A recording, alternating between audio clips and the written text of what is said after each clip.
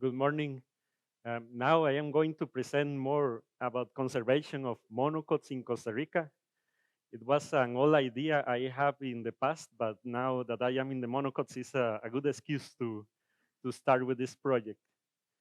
Monocots in Costa Rica are so diverse, but I want to know more about the conservation, what is happening in the conservation of these beautiful plants. But first, I want to ask you, what do you know about Costa Rica? You know, Costa Rica is pura vida, right? Maybe all of you know that. Maybe some of you had a delicious gallo pinto for breakfast, right?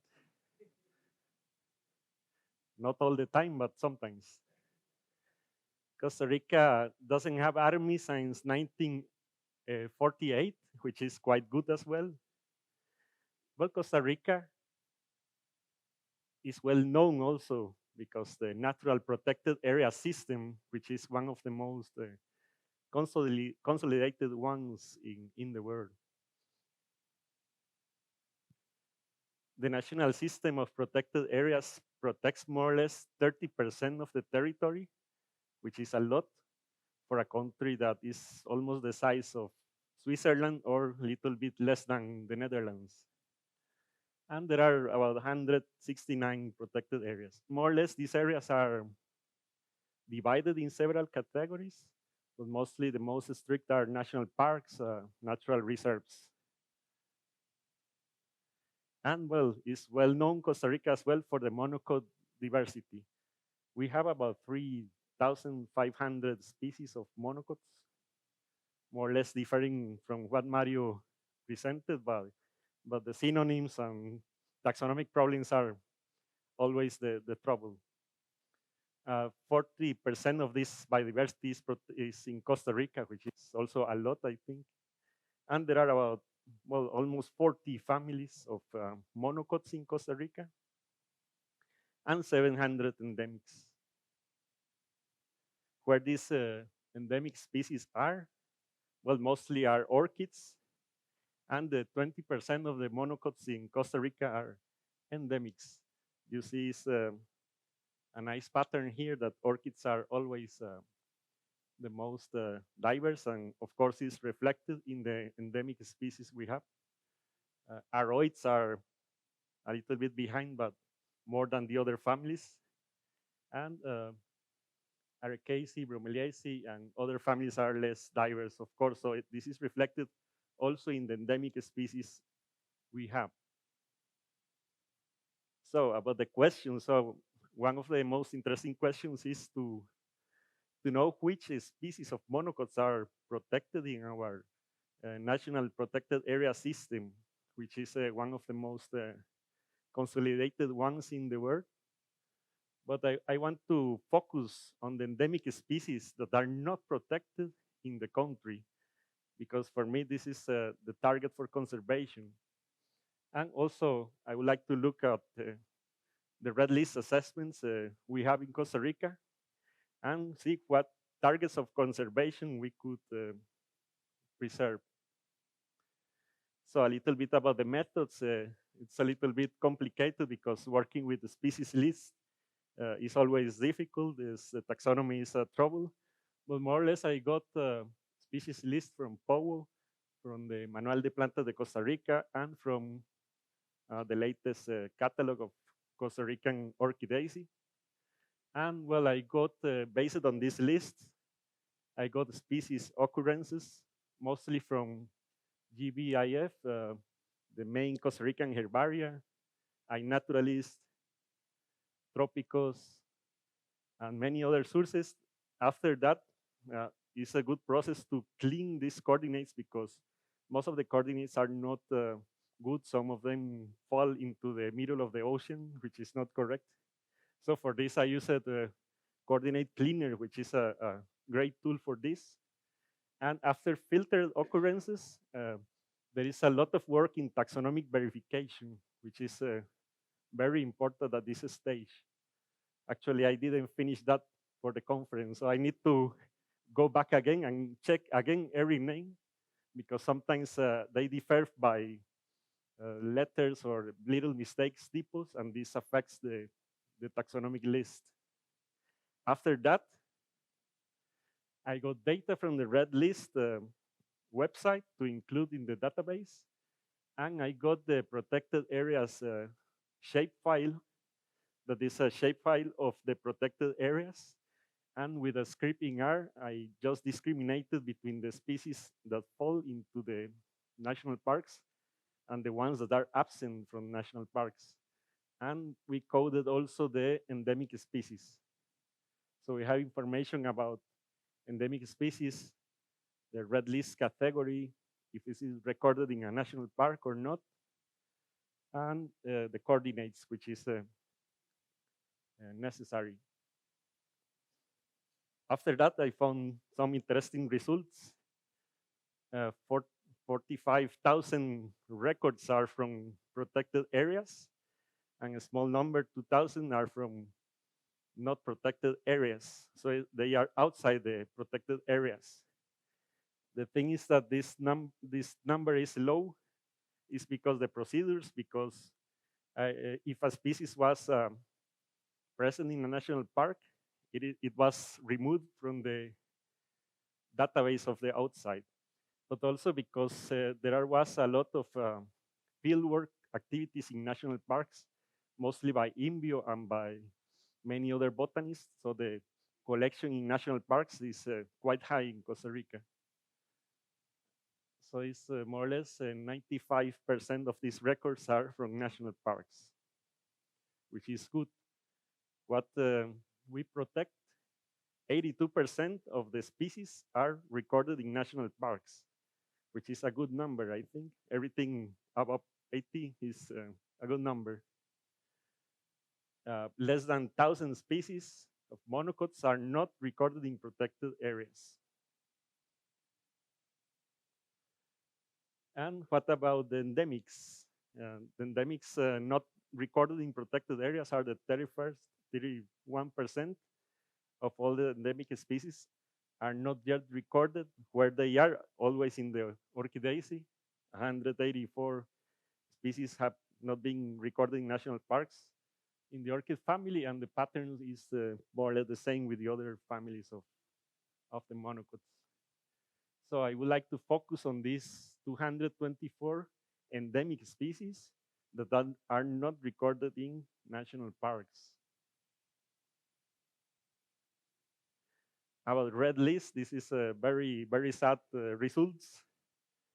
If you look at the red list, 3,000 species are not evaluated, which is a lot, and a very low percentage of the species are evaluated. So 8% of the species of the monocots in Costa Rica are evaluated. So it's a quite low number. And if you see here, the distribution of the red list assessments by family and the percentage of species assessed is quite low. So you see the not evaluated is the blue one. Almost all the plot is blue. And the green ones are the least concerned species. And there are some red points in Costaceae, in palms, and some musas and poaceae. You see that Costa Rica has a lot of orchids. We work for the Lancaster Botanical Garden.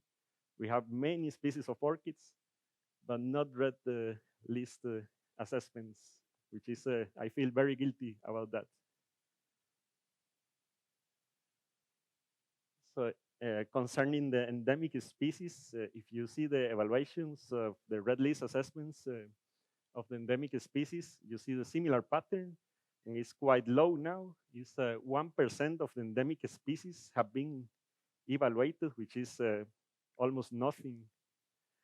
We have 6 endangered endemics and 1 critically endangered, which is very low as well.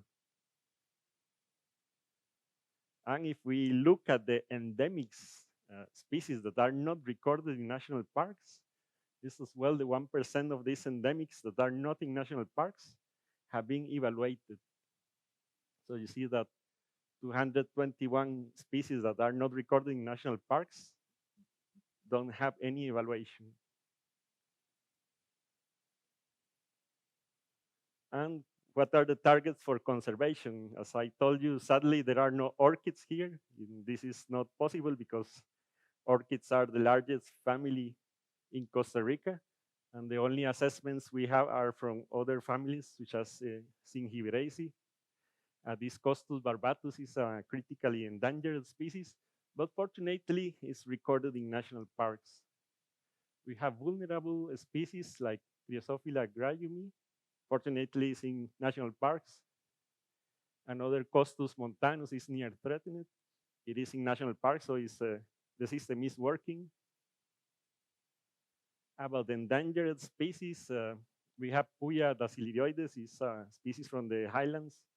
In the Paramo is evaluated as endangered, but is recorded in national parks, which is good.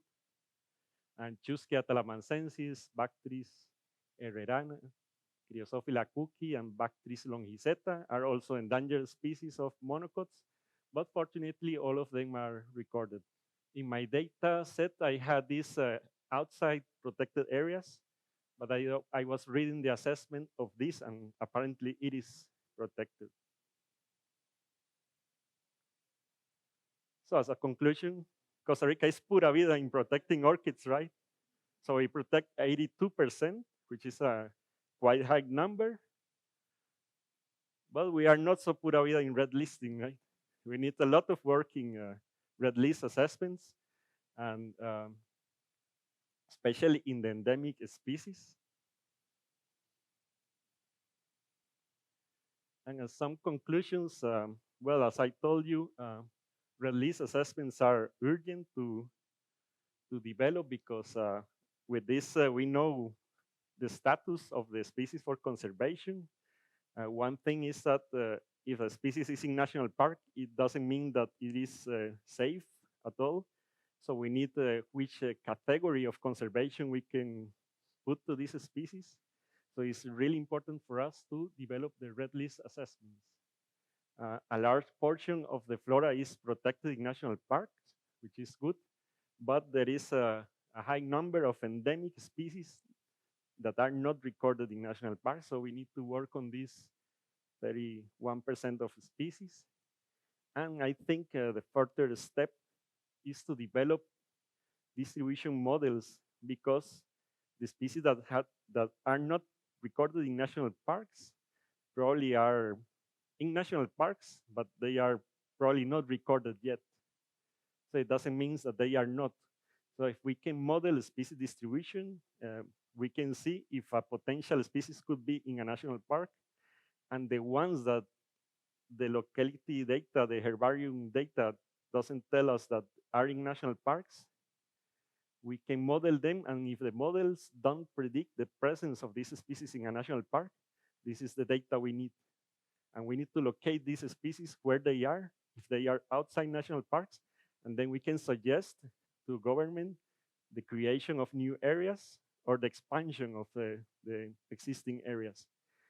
One good thing that I didn't present here is that I mapped all these dots, the points, and most of them are nearby areas, nearby protected areas. So probably a little bit with expansion of these areas or with modeling, we can make sure that all these species are recorded in national parks. Thank you very much for your attention.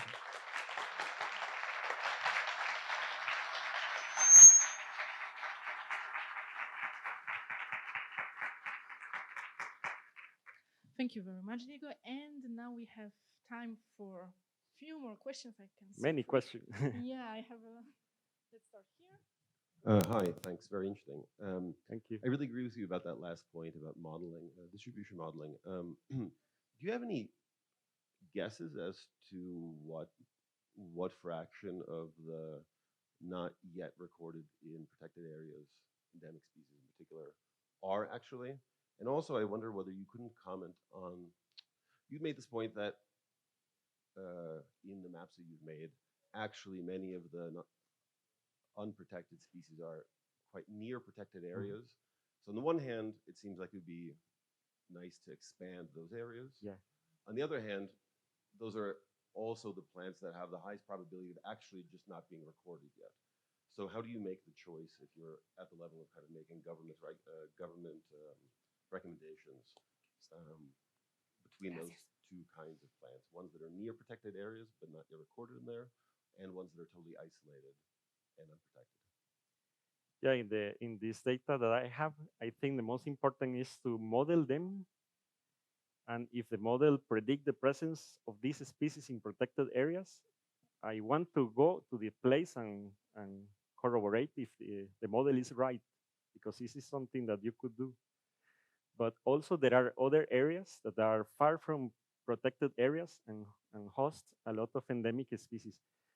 Probably some of you will go to Las Cruces, Jardín Botánico Las Cruces in the south. There are many records around there, and there is no protected area in this place. So I guess that this is the opposite. The models probably will not predict the presence in national parks, and the area has a lot of potential species that should be protected. So I first will run the models and corroborate in the field, and then try to suggest the areas which are outside and the models don't predict the presence of these species, and tell the government, okay, this area has a lot of species, endemic species not protected, and see if there is another effort that for the government to create potential new conservation areas, or well, talk to private owners as well. Diego, first of all, congratulations to collect and organize all this very interesting data. I was just to make a comment about red listing and the word that you have about the fact that orchids are absent from the red listing. I think there is a reason for that. A red listing plans is a tedious and complex and difficult process, and we have 1,700 orchid species in Costa Rica. So probably we will have to find a way, and you will be probably instrumental on that, to make a first screen of Yeah. what we have to concentrate on. We cannot work out all the orchid species of Costa Rica, and we have to decide which one of them. But we have not a methodology to do that. So maybe this is a very important step. Thank you.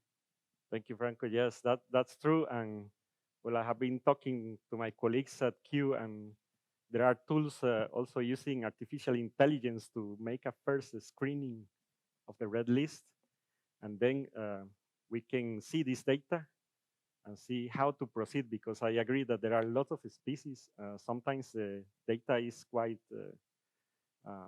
scarce. So we have few localities, and some of these localities don't have, for example, coordinates. So this is another problem. But also another bad news is that we have to red list the species over the time, because they probably could change the category on time. So this is a process that should be done by regularly. And I agree that with 1,700 orchid species is quite hard. Hi, Diego. Thank you for your excellent presentation. Um, I'm a little bit curious about what could be the effect of private protected areas, for example, OET and many others, because this could be like very important. These areas are also pretty well protected, for example. And I have a second question, if I might. uh, hmm? Would be if there could be like any hotspots on the endemic species that have been not Yeah. assessed through the red list. Yeah, I think the private reserves and also places like the OTS are really important because, for example, Las Cruces attracts a lot of botanists, and there are no protected areas surrounding this area. So many records are outside the Jardín Botánico Las Cruces or Las Cruces Botanical Garden. So I think these places are quite important to for the taxonomic work, but also to generate new data about species distributions. So I consider them really important. And also, well, the hotspots are always close to places where the people go so often. So one of these hotspots is Monteverde, which is a place where many people go. La Fortuna as well, very touristic, but a lot of points comes from this area. But also areas near Tapanti National Park are hotspots for endemic species as well.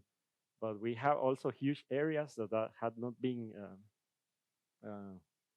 explored, like the Talamanca Range. And I think this is something that we also need to explore more, but this area is very remote. So this is also a matter of time and effort. We have time for one more short question. Do I see any hand? Here we have.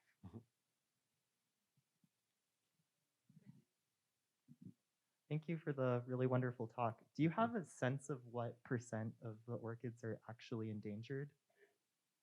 Orchids endangered. Well, we don't have assessments of orchids endangered. And probably there could be some cases, and we have very few data on many orchids, like, for example, Keferstenia retane, where we know only a population, but now we have a new record by Leonardo, by the way, is from Corcovado area. So we need to know more about the species distributions, but at this time I cannot tell you an answer because we should start right now with the red list assessments. And it is sad that I cannot show these orchids endangered here, but maybe for the next monocots I will. Thank you.